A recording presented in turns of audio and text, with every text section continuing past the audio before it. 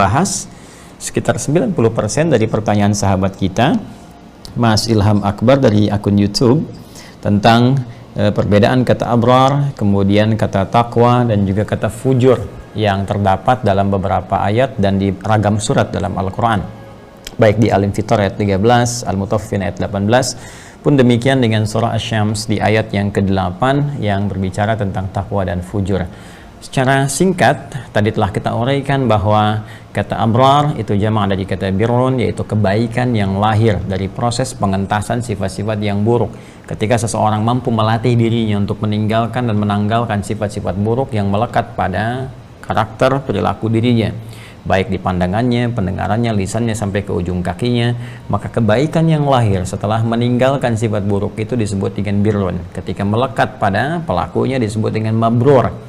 Ya, dari sini mencoba menjadi insan yang mabrur, pribadi yang mabrur, dalam arti meninggalkan perbuatan buruk dan bertransformasi menjadi hamba yang baik dan mengoleksi perbuatan-perbuatan mulia. Ketika perbuatan baik banyak dikumpulkan oleh organ tubuh kita yang meninggalkan perbuatan jelek tadi, mata mulai banyak memandang yang baik, lisan bertutur yang baik sampai ke ujung kaki, maka kata birrun dijamakkan menjadi abrar. Dan setiap perbuatan baik yang kita kerjakan itu akan dicatat. Ya, dalam buku catatan disebut dengan kitab.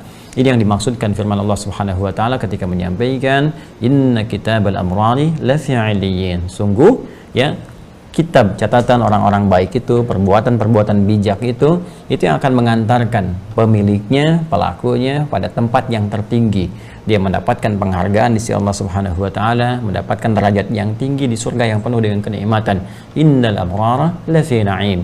Sungguh saya pastikan, kata Allah Subhanahu wa taala, pemilik perbuatan-perbuatan baik, ya, pengoleksi kebajikan-kebijakan dalam kehidupan, maka muara yang mereka dapatkan adalah tempat yang penuh dengan kenikmatan, yaitu surga, jannah. Karena di Al-Quran kata jannah disandingkan dengan kata na'im. Innal muttaqina fi jannatin wa na'im. Sungguh orang-orang takwa yang mampu mencegah dari perbuatan-perbuatan buruk dan mengoleksi banyak kebaikan, maka orang-orang ini akan ditempatkan di surga yang penuh dengan kenikmatan.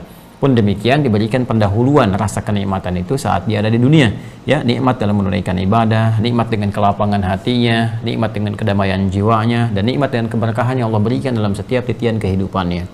Kemudian dengan kata takwa, tadi telah kami uraikan juga sebelum salat Isya bahwa kata takwa itu muara infinitifnya berasal dari kata waqa, yaqi, wiqayatan, ya, waqwan, wa ya, waqyan, kemudian menjadi takwa. Dari kata ini secara singkat, takwa perbuatan untuk mencegah segala hal yang buruk yang akan datang kepada kehidupan kita. Ya, perisai yang disebut dengan wiqayah. Wiqayah perisai yang mencegah segala hal yang buruk datang.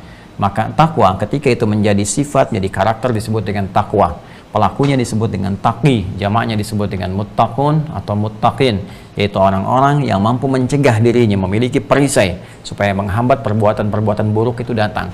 Jadi kalau birrun itu menghilangkan, sekali lagi, mencoba menghilangkan, meninggalkan yang kotor-kotor, dirubah menjadi baik, ditinggalkan, dibuang, dihapus yang kotor, jadi bagus. Kalau takwa bedanya, sebelum datang dicegah dulu, jadi nggak terkontaminasi, ya, ada sifat pencegahan di dalamnya. Maka untuk mendapatkan perisai takwa itu, mesti kita menempuh ikhtiar. Ikhtiarnya itu yang kita lakukan dalam bentuk ibadah. Karena itu seringkali derivasi kalimat takwa dalam Al-Quran, baik berbentuk kata kerja, verb, fi'il, ataupun kata benda, noun misalnya, ya, isim, itu seringkali disandingkan, baik diiringi, ya, di awalnya ataupun di akhirnya dengan perbuatan-perbuatan yang mengarahkan kita kepada derajat takwa yang dimaksudkan. Ya, baik itu bentuknya menggunakan kata kerja, ya kan? Kata kerja seperti misalnya tattaqun, ya kan, bentuk fi'il mudhari, atau yattaqun, ya kan, atau ittaqu dengan kata perintah, ya, tattaqun atau yattaqun, ittaqu, ya kan, ya, tunggalnya ittaqi, ittaqillaha haitsu ma kunta, ini ittaqu ya ayuhan nasu ittaqu, ya. Kemudian ada lagi dalam bentuk yang kata bendanya misalnya, baik ke orangnya taqi, ya, ataupun bentuk jamaknya muttaqun atau muttaqin, kan, atau langsung kata takwanya seperti saat menunaikan haji itu puncaknya, gitu kan, haji ataupun umrah di Quran surah kedua Al-Baqarah, di ayat 197 ya. Ketika Allah berfirman wa tazawwadu fa inna khairaz zadit taqwa. Langsung kalimat takwanya. Nah, seluruh derivasi ini perubahan-perubahan kata atau hibrida kata yang dipelajari dalam ilmu sharaf namanya. Jadi kalau ada nahwu untuk mengetahui akhir satu harakat, apakah a, i atau u, an, in atau un, ya kan? Nah, kalau sharaf untuk mengetahui perubahan kata. Dari kata kerja berubah ke kata benda, kata kerjanya apakah progresif, apakah infinitif dan sebagainya, itu ilmu sharaf. Kemudian kalau kita bawa ke dalam bentuk penjelasan supaya disampaikan dalam bentuk jelas, pilihan katanya bagus ataupun indah supaya orang tidak tersinggung saat diperintahkan, atau menjelaskan dengan tatanan yang baik sehingga dimengerti dengan cara yang terbaik. Nanti ada balaghah. Ya, balaghah punya 3 cabang lagi disebut ma'ani, 2 bayan, 3 badi'ah nanti. Kalau ingin dikemas dalam bentuk puisi ya sehingga terasa lebih indah lagi, ada arud nanti ilmunya. Demikian seterusnya. Ya, nah ini kalau kita cari kata-kata ini dan kita temukan dalam Al-Quran, ini selalu bersanding erat dengan perbuatan, dengan amal, ya, dengan al-amal, amal perbuatan. Amal inilah teman-teman sekalian jamaknya amal, ya. Amal jamaknya apa? Amal. Faman ya'mal amal. Amal innamal a'malu bin niat. Jadi ini jamaknya apa? Amal, ya. Kalau kita ingin bentukan dari kata kerjanya, dari kata amila, jamaknya amilu, ya. Di kata kerjanya ini amilu, ini bentuk jamak. Amila kata kerja tunggalnya. Kalau amila berarti orang yang mengerjakan perbuatan. Perbuatan disebut apa? Amal. Amilu orang yang mengerjakan, banyak orang mengerjakan perbuatannya. Nah, untuk mendapatkan ini mesti bersanding dengan perbuatan. Tentunya perbuatan yang baik, yang Allah ridai, yang Allah sukai. Perbuatan baik yang Allah benarkan, Allah ridai, Allah sukai disebut dengan salih namanya. Salih, ya. Kalau melekat pada amal ini, amalnya banyak, perbuatannya disebut dengan bentuk jamak, biasanya muannats salim, ya, salihat. Seperti ini. Ya, salih ini bentuk tunggalnya. Ya, salihah, amila salihan. Kalau ini bentuk jamaknya. Kalau perbuatannya jamak atau perbuatan dalam bentuk kata kerjanya tunggal kepada salihah, amila salihah wa amila salihah, ya. Atau bentuknya jamak begini, orang-orang yang berbuat. Amilu pasti ke sini pasangannya, amilus salihat. Ya, seperti Quran surah 103 Al-Asr, wal 'asr innal insana lafi khusr illa alladziina amanu wa 'amilu kan salihat, kan, wa 'amilus salihat wa tawassaw bil haqqi wa tawassaw bis sabr. Nah, sekarang perhatikan baik-baik. Untuk mendapatkan predikat taqi ataupun muttaqun atau muttaqin guna meraih karakteristik takwa, mesti ada perbuatannya, amalannya. Untuk menemukan perbuatan ini sebagai ikhtiar mendapatkan sifat takwa tadi, tinggal gampang, cari aja kata-kata ini di Al-Quran. Pasti kita akan temukan kemudian sandingannya dengan perbuatan. Seperti saya contohkan tadi, kalimat derivasi takwa pertama di Al-Quran ditemukan kalimat muttaqin, muttaqun ini. Ya, kemudian bentuk nasabnya muttaqin, bentuk jarnya.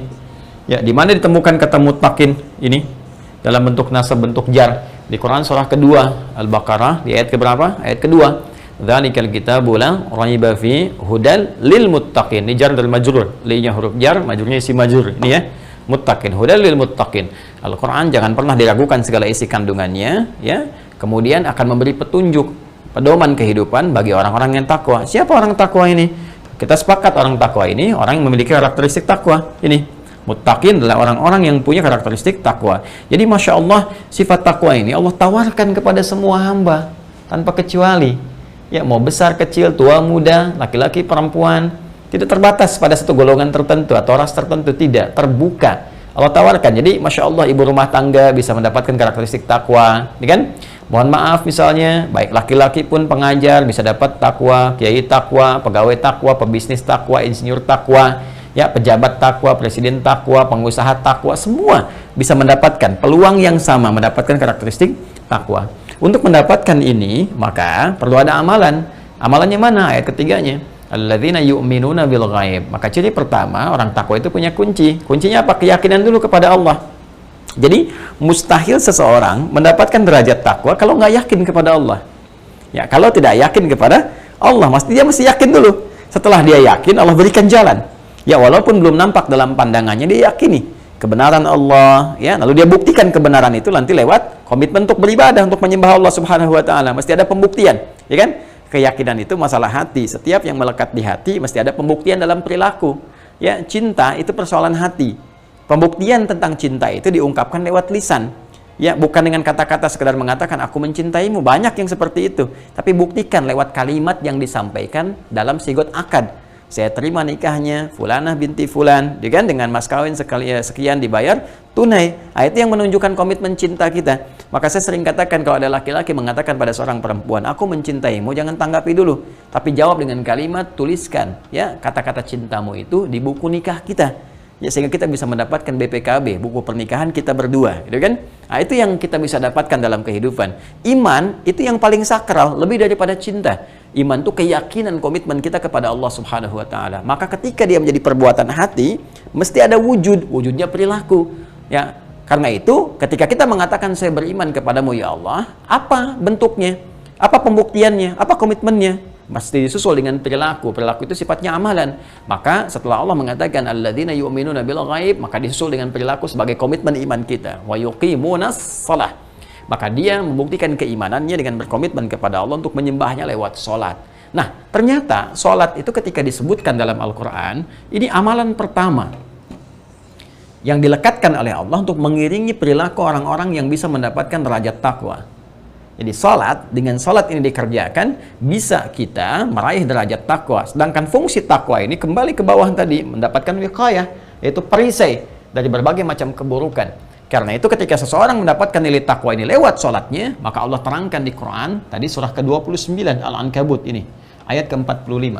Utlu ma uhya ilaika minal kitab. Bacalah, pahami, pelajari apa yang diwahyukan kepadamu, yaitu kepada Rasulullah SAW, ya, dari ketentuan-ketentuan Allah, pedoman-pedoman Allah, khususnya yang terkait dengan ibadah, ya. Kemudian wa aqimis shalah, ya, pedoman-pedoman ibadah, pedoman sholat kita baca, kita pelajari sebelum kita sholat sehingga kita mengerti. Setelah itu tunaikan sholat dengan benar. Innas sholata, sungguh sholat yang dikerjakan dengan benar itu tanha, dampaknya akan mencegah pelakunya, orang yang berbuat sholat itu, orang mengerjakan sholat itu, anil fahsya'i wal munkar. Dia akan mendapatkan perisai yang mencegah dia dari perbuatan fahsya, keburukan yang datang lewat syahwat. Mohon maaf sekali, saya tadi tegaskan sebelum Isya, gitu kan? Pornografi, porno aksi, LGBT dan sejenisnya, kata-kata jorok dan sebagainya, gitu kan? Itu masuknya fahsya. Jadi mustahil nanti orang sholat berbuat fahsya. Karena apa? Karena akan ada perisai yang mencegah dia dari perbuatan itu. Jadi kalau semakin sholat kita tunaikan dengan baik, apalagi sudah sampai ke level sholat sunnahnya, tahajudnya, duhanya dan sebagainya, nanti automatically, ya, begitu mata melihat misalnya sesuatu yang tidak bagus, ya, itu Allahu Akbar langsung dipalingkan. Ya, dalam keadaan tak sengaja pun kadang-kadang kan ada orang bahkan melihat misalnya di media sosial atau di YouTube. Tadi saya lihat sekilas dia ada pertanyaan di komen itu, bagaimana kalau saya sedang melihat tiba-tiba ada iklan yang tidak bagus tanpa saya niatkan, muncul seketika gitu kan. Muncul saja misalnya. Nah, kita kalau ini jiwa takwanya bagus, perisainya bagus, itu otomatis akan kita palingkan wajah kita. Ya, kita nggak akan suka. Lalu kita akan berusaha keras ya untuk menutupi itu dan memindahkannya, menghilangkan dari pandangan kita. Nah, itu ini menandakan jiwa takwa kita kuat. Bahkan lisan kita bisa istighfar, astagfirullah, kan kita palingkan, kita hilangkan. Itu penanda bahwa ya, sinyal takwa kita begitu kuat. Dan antara istighfar dengan perilaku itu akan bersamaan cepatnya. Tidak ada yang tertinggal. Ya, misal istighfar duluan tapi perilaku masih tetap. Ya, astagfirullah, kok begini ya iklannya, tapi dilihat. Nah, ini menandakan bahwa sinyal takwanya kurang maksimal, gitu kan? Nah, mesti kita kemudian tinggalkan. Jauhi, kemudian lompat dari perbuatan-perbuatan tadi. Ini yang menandakan bahwa amal soleh bisa mendorong kita mendapatkan takwa. Dari takwa itu ada perisai. Ya, kemudian anil fahsya'i wal munkar. Munkar perbuatan yang diingkari oleh hati kita. Sumbernya nafsu perut dan akal. Itu kan nafsu perut, korupsi itu nafsu perut, itu kan? Ya, kemudian apalagi misalnya merampok, membunuh dan sebagainya, hal-hal yang kotor yang tidak kita sukai. Ya, berselisih, berdusta dan seterusnya itu munkar. Hati kita mengingkarinya. Ya, bukankah kalau ada orang berselisih kita mengingkari, ada orang berbuat buruk kita mengingkari, itu mungkar. Nah, sholat bisa mencegah itu jika ditunaikan dengan benar. Karena itu koleksi segala macam amal soleh untuk mendapatkan wiqayah ini. Sehingga dengan itu, wiqayah ini akan bertransformasi menjadi karakteristik takwa. Otomatis nanti, sudah seketika, ya otomatis akan tercegah dari perbuatan maksiat. Nanti ada lagi latihannya misalnya menggunakan kata kerja nih, yang yattaqun atau tattaqun. Ya, bisa berbentuk tattaqun, kalian bentuk jama, kan? Orang kedua jama, atau yattaqun orang ketiga bentuknya jama. Misal tattaqun di Al-Baqarah 183, ya diiringi dengan amalan. Pasti ada amalan nih. Ya ayyuhalladzina amanu kutiba alaikumussyam kama kutiba alal ladzina min qablikum la'allakum tattaqun. Hai orang-orang yang beriman, iman dulu. Tuh dibuka dengan iman. Pembuktian imannya lewat apa? Ibadah, amal saleh. Kutiba alaikumussyam, diwajibkan bagi kamu untuk menunaikan puasa, gitu kan? Sebagaimana diwajibkan pada orang-orang terdahulu, kama kutiba 'alal ladzina min qablikum la'allakum tattaqun. Tujuan utama ditunaikannya puasa itu apa? Di antaranya tujuan utamanya adalah membentuk karakteristik takwa supaya kalian mendapatkan karakter takwa, supaya meningkat takwanya. Tingkatkan. Di puasa itu di antara amalan yang bisa men-charge takwa kita sehingga lebih kuat lagi. Itu rumusnya. Maka tidak sekedar menunggu sampai setahun sekali misalnya. Itu bagus karena itu kan fardu gitu kan. Ramadan datang. Ya insya Allah sekitar 2 bulan lagi kan akan tiba bersama kita, tak terasa nih sebentar lagi datang Ramadan. Ya, bermohon terus pada Allah, bermohon supaya suasana yang lebih nyaman, hati kita lebih siap, pandemi dihilangkan oleh Allah Subhanahu wa taala dan kita berikhtiar untuk mewujudkan itu semua, datang dengan segala kenikmatannya Ramadan. Ya, kita sambut dengan amal saleh dan lihat bagaimana ketika Ramadan tiba teman-teman sekalian. Ya, bukankah takwa kita dapatkan? Bukankah otomatis tuh pada saat Ramadan itu automatically kan perbuatan-perbuatan jelek ditinggalkan seketika itu. Karena puasa itu di antara kedahsyatannya secara otomatis bisa mencegah orang berbuat maksiat. Nggak percaya silakan. Ya, orang ada berantem teman-teman, berselisih, yang tadinya berselisih bisa dibalas tuh, dicaci, dibalas. Ini Anda sedang puasa teman-teman, dicaci oleh orang, jam 6 kurang seperempat, tinggal 15 menit lagi buka, dicaci makin habis, wah, itu bisa nggak balas. Ya, bisa diam aja. Kawannya heran, kok kamu nggak balas? Biasanya dicaci langsung balas, ntar habis maghrib tuh.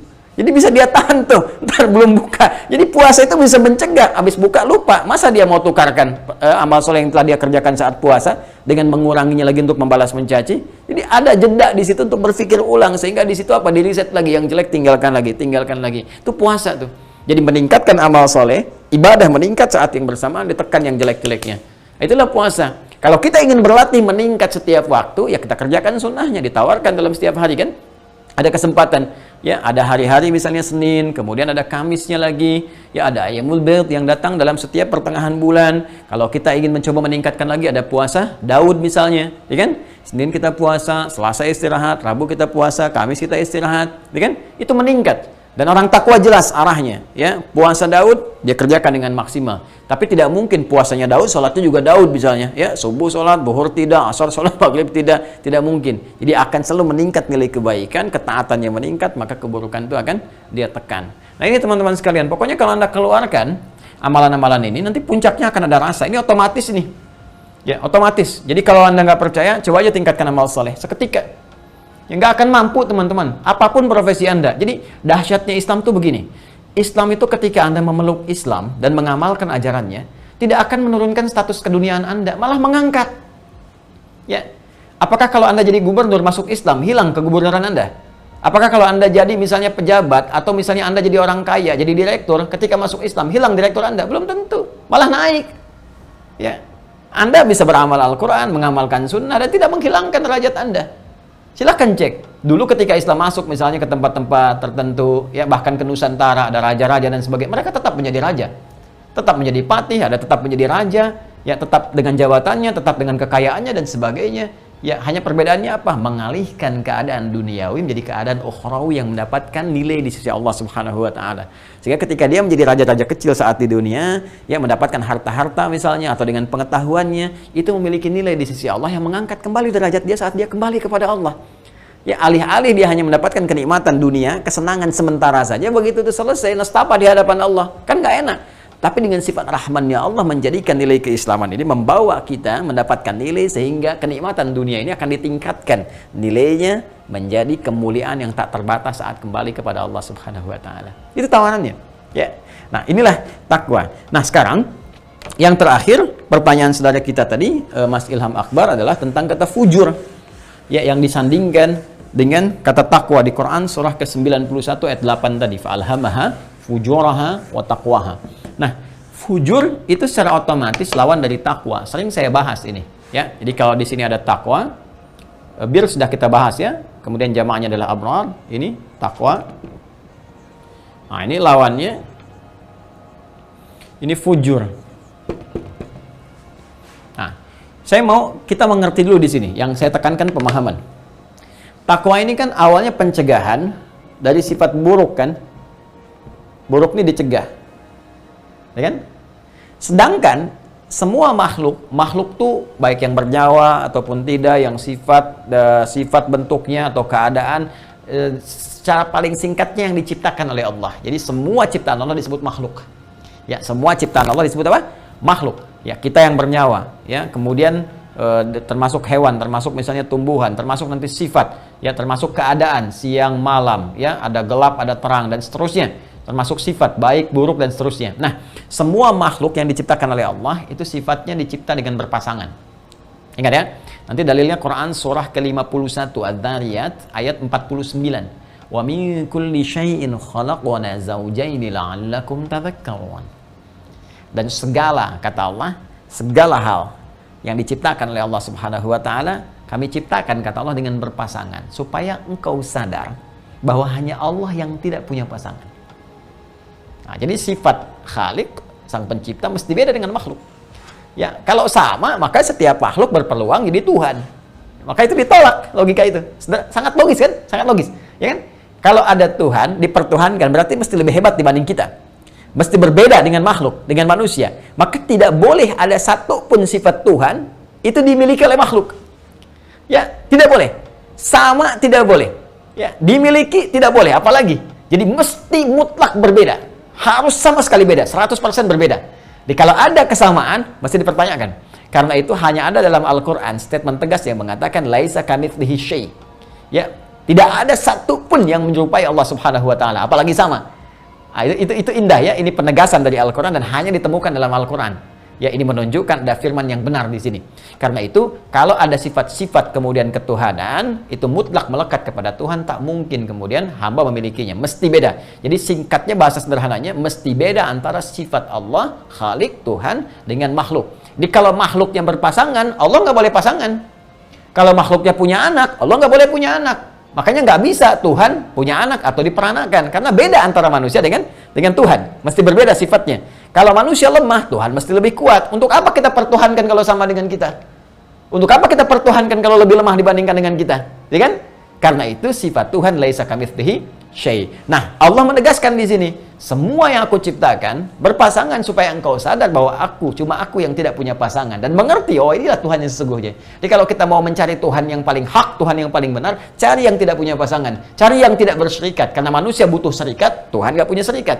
Gitu kan? Makanya Allah katakan qul huwallahu ahad. Ini puncak dari asma'illahil a'zam. Qul huwallahu ahad. Ya Allahu samad, lam yalid wa lam yulad wa lam yakul lahu kufuwan ahad. Katakan hanya Allah, Tuhan yang hak itu Tuhan yang tunggal. Ya kan? Kemudian itu yang bisa menjadi pusat untuk bergantung, bermohon, berharap. Dia tidak beranak, apalagi diperanakan, dan tidak punya sekutu. Ya, kalau sekutu artinya dia lemah, butuh yang lain, butuh teman, butuh diskusi, butuh pendapat dan sebagainya. Tapi ini Tuhan yang hak, dia mengatur segalanya. Mohon maaf, masuk ke bab akidah ya, karena ini ada kaitan dengan apa yang kita bahas sekarang. Nah, karena Allah ciptakan segala makhluk itu berlawanan, termasuk sama, buruk pun punya lawannya, lawannya baik. Ya kan? Baik. Nah, konsekuensinya apa? Lawan ini, teman-teman sekalian, ini konsekuensinya akan saling menaikkan atau menurunkan. Jadi kalau saya, sederhananya gini, nggak akan bertemu di satu sifat yang sama. Pasti kalau yang lain naik, yang lain turun. Yang satu naik, lain turun. Contoh gini, siang dan malam. Kalau siang datang, malam kan nggak ada. Ya, kalau malam datang, siang nggak ada. Mustahil misalnya, siang dan malam jadi satu. Nah, itu dunia berakhir. Jelas ya? Baik, jadi kalau malam datang, siang hilang, ya kan? Kemudian siang datang, malam hilang. Yulijul laila fin nahar wa yulijun nahara fil lail, kan? Wa huwa alimun bidzatis sudur, gitu kan? Quran surah ke-57 ayat yang ke-6, gitu kan? Nah, pun demikian, laki-laki, perempuan, ada laki-laki ada perempuan. Bisa kelihatan bedanya. Jadi nggak bisa saat yang bersamaan jadi laki-laki dan perempuan. Ya. Nama kamu siapa? Nia. Siapa? Nia. Siapa? Nia. Siapa? Nia. Nama lengkap Kurniadi. Nggak bisa. Ya Anda kalau Nia ya Nia aja. Kalau Kurniadi ya Kurniadi aja. Jadi laki-laki fisiknya pasti kelihatan. Ini laki-laki, ini perempuan. Ini pasti nampak. Ya, jadi jelas kelihatannya. Ini Suneo, Suneo aja gitu kan. Susan ya Susan gitu. Antara Suneo dengan Susan akan kelihatan bedanya.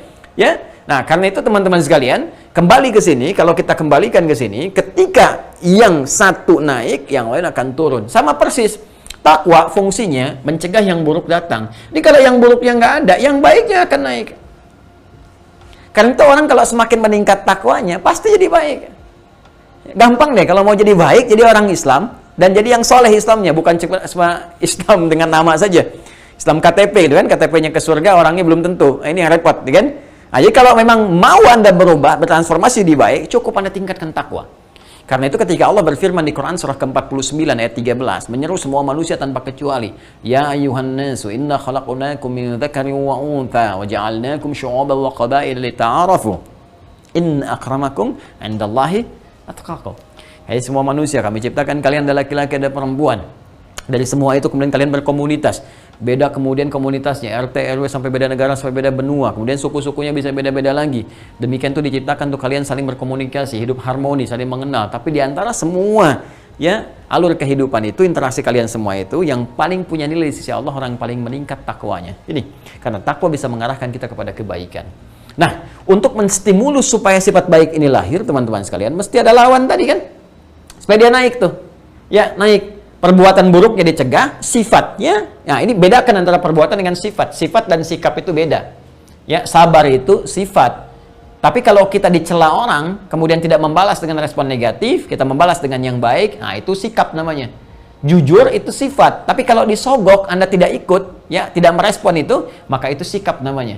Nah, sifat dalam hal sifat, takwa, ya, sebelum jadi karakter, jadi perilaku, dia menjadi sifat. Dalam hal bentuk sifat ini ada katalis. Katalis itu lawan sifatnya, itu fujur. Ya, ini fujur.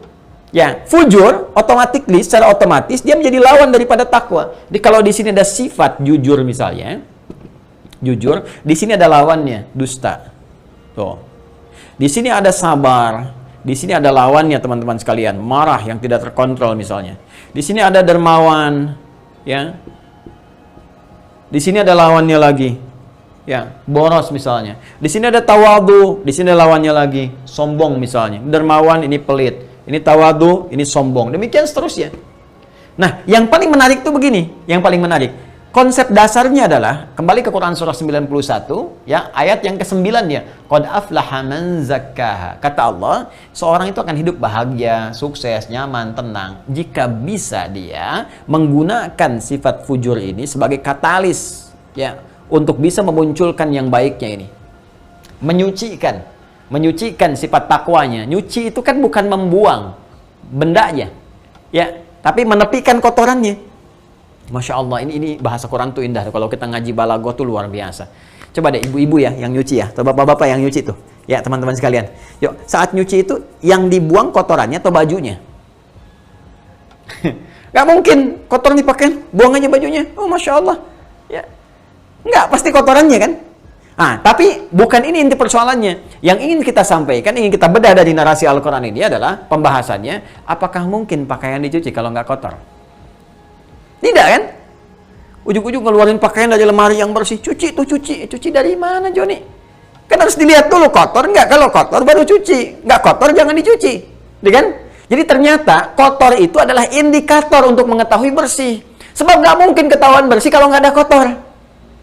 Itu cara memahaminya. Nah sekarang ketika Allah ciptakan ini, sebetulnya ini indikator untuk mengangkat supaya sifat baik itu muncul. Jadi bagaimana caranya? Gunakan ini untuk mempelajari, bukan dibuang fujurnya, karena nggak mungkin kita buang. Sepanjang kita hidup tetap ada, tapi gunakan ini untuk membangkitkan sifat baik. Jadi kalau kita melihat ada keadaan dusta, ini adalah ingatan kepada kita supaya jujur kita muncul.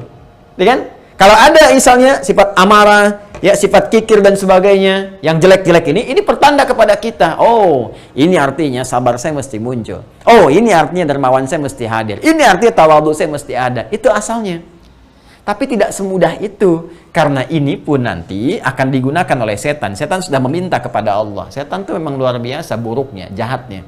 Ya, dia sudah memohon kepada Allah lewat proposalnya di Quran surah ke-4. Jadi abadikan, diinfokan. Saking rahmannya Allah kepada kita, dikasih tahu kita. Bisa Allah mendiamkan. Cuma dengan sifat Rahman, ya Rahman, ya Rahman, ya Allah. Allahumma arhamna ya Allah, birahmatika ya Rahman Rahimin, ya Rahman. Dengan sayangnya kepada, kurang sayang apa lagi sih Allah kepada kita? Bi ayyi ala'i rabbikuma tukadziban. Itu diinfokan kepada kita. Coba buka deh Quran surah ke-4 An-Nisa itu, dari atas 18 sampai 119 itu. Bahkan kalau Anda buka dari 116 terus sampai ke situ, Anda akan temukan la'anahullah la'attakhidanna min ibadika nasiban mafruḍa wa la'udhillannahum wa la'umanniyannahum. Itu kan?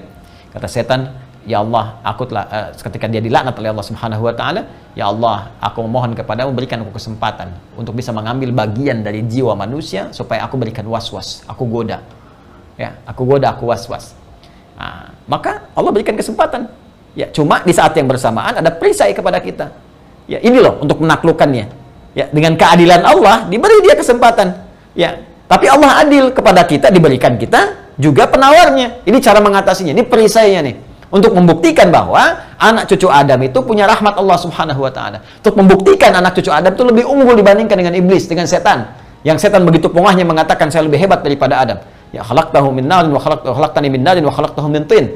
Ana khairum minhu, kata dia di Quran surah ke-7 ayat 12 itu kan sampai 13-nya.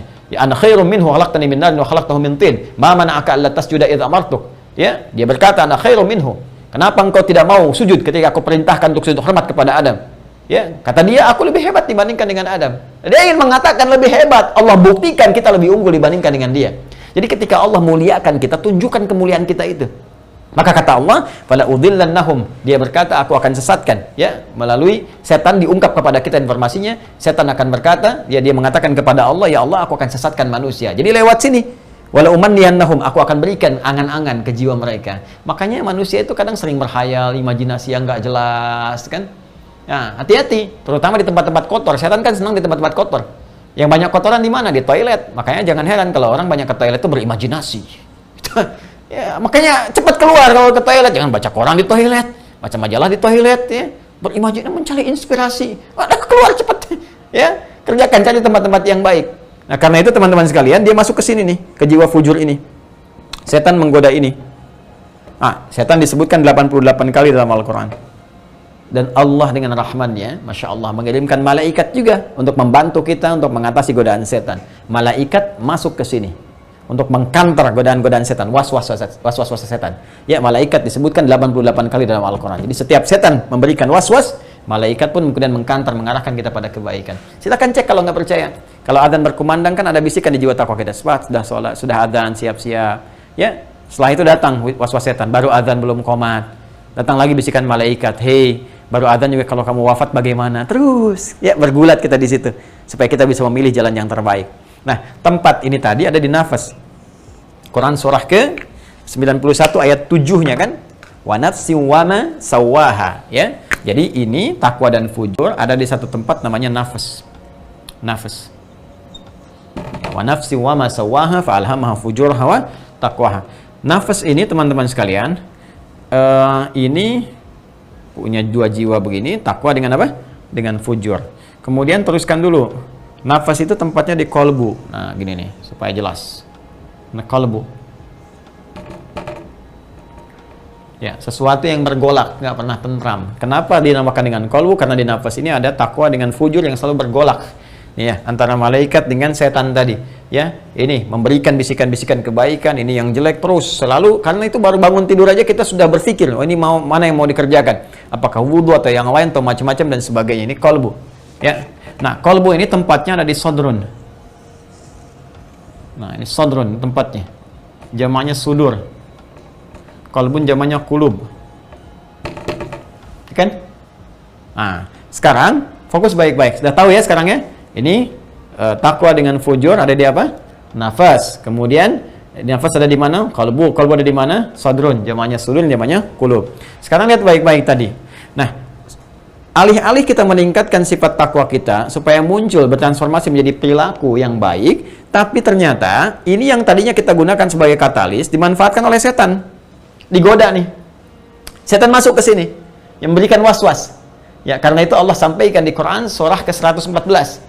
Ya, qul a'udzu birabbin nas, malikin nas, ilahin nas, min syarril waswasil khannas, alladzi yuwaswisu fi sudurin nas. Tuh, disebutkan tempat umumnya, fi sudurin nas, dalam jiwa manusia. Di sudur itu ada apa? Ada kolbun. Di kolbun itu ada apa? Ada nafas. Di nafas itu ada apa? Ada takwa dan fujur. Jadi, Allah memberikan gambaran tempat ruang terbesarnya.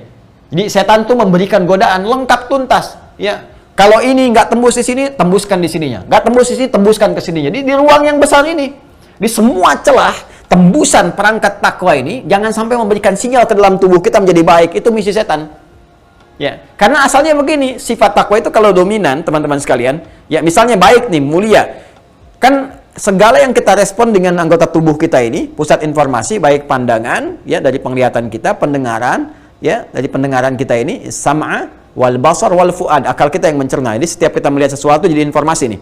Ya, jadi data. Data akan diserap, ditembuskan ke dalam apa? Ke dalam jiwa, menjadi informasi.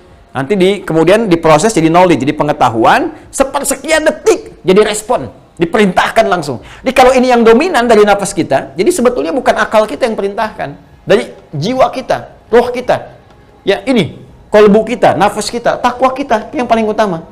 Jadi ini yang menembuskan otomatis ke akal pikiran kita, langsung respon, tak. Maka otak kita merespon, langsung memberikan tindakan. Bicara, kata ini, kerjakan, melangkah, sepersekian detik, kuasa Allah Subhanahu wa taala. Ya, jadi kalau ini yang dominan, maka ini akan merespon, pandang dengan baik, palingkan. Nah, tapi persoalannya, kalau ini yang dimanfaatkan oleh setan, cenderung diikuti, dimanfaatkan oleh setan nih, bisikan, dibuat ini searah begini, sesudur, supaya kalau yang ini lolos, di sini dibisikin, lolos ke sini, terus sampai ke bagian tubuh kita. Karena itu, dari sini teman-teman sekalian, dari sejak nafas ini, kalau ini terkuasai oleh setan, maka ini akan memerintahkan respon-respon negatif. Nah, perintah, amrun, terus memerintahkan disebut ammar. Ya, terus memerintahkan dari sifat-sifat menjadi sebuah karakteristik, jadi perbuatan disebut ammarah. Karena ini sifatnya jadi muannats, innan nafsa la ammaratum bisu. Quran surah ke-12 ayat 53. Ya, wa ma ubarri'u nafsi innan nafsa. Kita nggak bisa menyatakan diri kita suci sepenuhnya sebagai seorang manusia karena di dalamnya ada nafsu. Dalam nafsu itu ada apa? Selain takwa ada fujur. Maka diambil konteks keumumannya. Ini setan memanfaatkan sifat fujur ini yang ada di nafs. Maka kita kenal dengan nafsu. Innan nafsa, kalau nggak dikelola jadi nggak benar, maka nafasnya, nafsunya ini ammar, la ammaratun, akan cenderung memerintahkan bisu, kepada yang buruk. Apa yang menyebabkan jadi buruk itu? Setan di sini. Ya. Karena itu godaan ini mesti kita tekan. Makanya kita ada istilah menekan nafsu. Yang dimaksud tekan nafsu ini yang fujurnya ini. Bagaimana cara menekannya? Ya, kerjakan amal soleh, tinggalkan maksiat, sehingga fungsi fujur ini kembali ke asal, memancarkan cahaya-cahaya baik untuk menjadi katalis pada jiwa takwa kita supaya naik. Nah, ini kalau Anda secara singkat bertanya tadi, apa bedanya birrun, abrar dengan takwa, dengan fujur, kita bisa katakan kalau birrun itu transformasi seseorang dengan meninggalkan yang jelek sehingga menjadi baik, kan? Takwa adalah proses untuk bisa mencegah perbuatan buruk supaya tidak datang kepada kita, cegah langsung supaya terjaga dalam kebaikan selalu. Sedangkan fujur adalah katalis untuk meningkatkan sifat takwanya tadi sehingga cepat muncul ke permukaan dengan catatan bisa menaklukkan godaan-godaan setan yang memengaruhi atau memberikan was-was dengan cara berlindung kepada Allah Subhanahu wa taala dengan mengerjakan zikir-zikir dan amal soleh. Ya, karena itu zikir dalam Al-Quran bentuknya ibadah. Salat zikir, Quran surah ke-20 ayat ke-14, doa zikir, Quran surah ke-7 ayat 205, ya, kalimat thayyibah itu zikir, Quran surah ke-4 An-Nisa ayat 103 dan seterusnya. Zikir.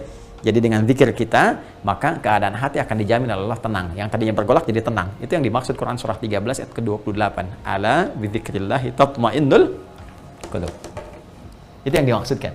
Tapi kalau kita menjauh dari zikir, ya, takwa mulai lemah suaranya, ini mulai kuat sinyalnya, maka hati kita akan penuh dengan penyakit, karena setan membawa penyakit. Ya, penyakit yang menyerang kepada nafas, menyerang juga kepada qalbun. Ya, jamaknya qulub, penyakit yang menyerang kepada qalbun disebut dengan maradun. Maka Quran surah ke-2 Al-Baqarah ayat 10, fi qulubihim marad, fazadahumullahu marada. Nah, ini kurang lebih saudaraku, saudara Ilham Akbar. Nah, jadi kesimpulannya tadi sudah saya sampaikan. Bisa aja sebetulnya dijawab dengan singkat, cuma butuh waktu 5 menit barangkali untuk mengatakan, atau kurang daripada itu. Tapi kalau kita nggak gali seperti ini, kita nggak mengerti ini arahnya kemana. Bahkan kaitan-kaitan dengan amal solehnya, peningkatannya, caranya, kehusyuannya, apa pengaruh dalam kehidupan. Jadi kalau kita mengerti seperti ini, kenapa kita diperintahkan sholat, ternyata hikmahnya supaya kita bahagia, supaya kita jadi baik, gitu kan. Makanya Nabi itu tegas mengatakan, anak baru tumbuh itu, ya baru tumbuh tumbang, namanya fase tumbang, tumbuh berkembang. Ya kan, usia 7 tahun, kemudian mulai sholatnya diarahkan dengan baik, 10 tahun mulai ditegaskan kembali. Kenapa? Di antara rahasianya apa? Supaya anak tumbuh jadi baik. Kalau sholatnya sudah benar, pasti jadi anak baik di kemudian hari. Jadi pemuda baik, gitu kan? Ya, jadi suami yang baik, ayah yang baik, istri yang baik, ibu yang baik, kakek nenek yang baik, puncaknya hamba yang baik. Iya, ada hikmah. Kalau orang paham dengan sholat itu hatinya damai, tenang, bebas dari masalah, bahagia, sukses dalam kehidupan, pasti akan diburu. Tapi karena sebagian tidak mendalami ini, cuma menjadikan sebagai formalitas saja, akhirnya kadang-kadang dijadikan oleh Allah sebagai was-was, ya maaf, oleh setan, dijadikan oleh setan sebagai was-was. Alih-alih mendapatkan hukum Allah untuk memberikan kedamaian, kebahagiaan, kesuksesan pada kita, maka dimanfaatkan oleh setan untuk memberikan was-was. Akhirnya apa? Setan memberikan was-was beban. Akhirnya ketika datang azan jadi beban, sholat jadi beban, baca Quran jadi beban. Kenapa? Karena kita tidak memahami hikmah di balik ini semua.